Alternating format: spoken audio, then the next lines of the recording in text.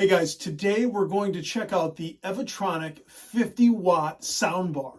We're going to walk through all of the features, test it out, see how it sounds, but first let's unbox it and let's see what it looks like and what comes in the package.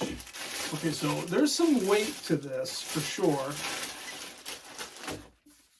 Fairly compact. It says it has 4 drivers. I can see 1, 2, 3, 4, 5.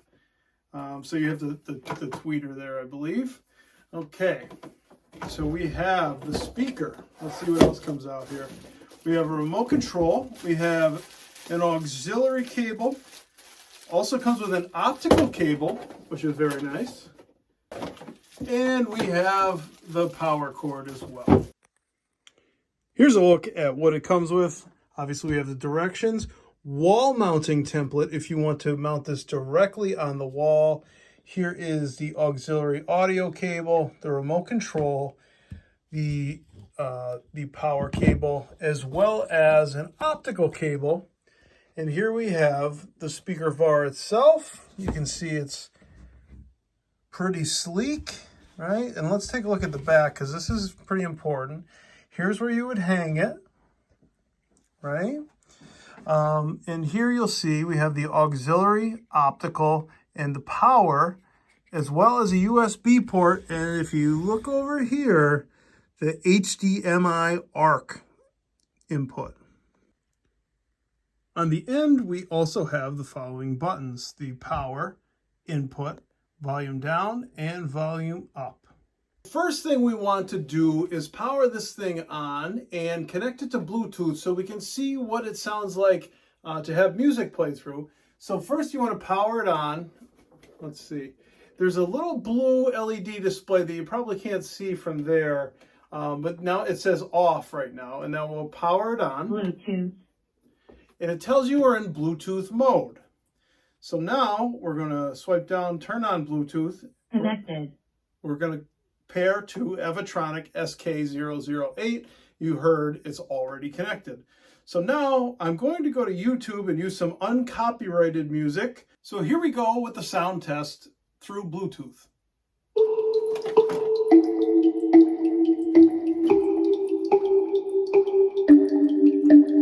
Pretty clear, pretty crisp. Got some power.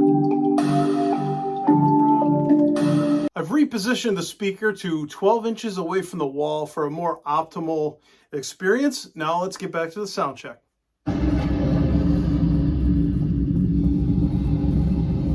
I can definitely hear the difference between the two sides. This is like give me some scary movie vibes, sort of crawling through, you know, like a scary house or river. This would definitely add to your viewing experience, certainly. A lot of depth, a lot of clarity here. Really nice for the, especially at the value here. SG. Now I'm going to hook the speaker bar up to this television. Now I want to use the hardware that brings a little shelf out in this way here. Because this wall doesn't have any studs behind it where I need it to be, and I'm not so sure I'm gonna have the confidence to just use the 2 screws in the back of this to mount it that way. So I will show you how to mount it. It actually comes with this very handy template that you would just grab a level, spread it out here, make your 2 holes, mark them up, and then you put your 2 screws in and you simply put the speaker bar on. Because of the nature of the drywall and no studs here, I'm not going to mount it that way, but it's very simple to do that, just 2 screws into the wall. So right now I'm just going to put the speaker bar on the shelf here, and I don't have the HDMI ARC connection here, but I do have the optical. So I'm going to use the optical wire to connect directly to the speaker wire. We have it all hooked up. It was very simple to hook up. I simply took the optical cable, which was included, as I said, hooked in the back of the television. You can see the wires here. We're going to clean that up later. But we hooked it up that way and then simply powered on and then toggled to the optical mode, which you can also do very easily on the remote. And now it's just plug and play. So I'm on YouTube right now using an HDMI Roku player, and we just put a surround sound test on so that we can see how it sounds. I realize that you are listening through my cell phone that I'm recording on, but I'll give you my reactions as we go.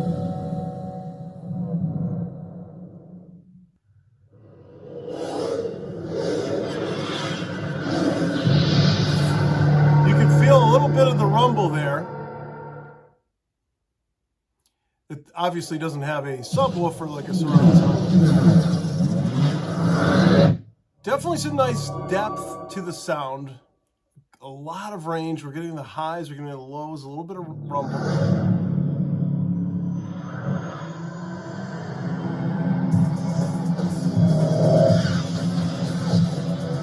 Very nice. Let me pause this. Now, let's play it. I set the television on 30, which is usually way too loud, just to see what the difference is between the TV sound and the soundbar sound.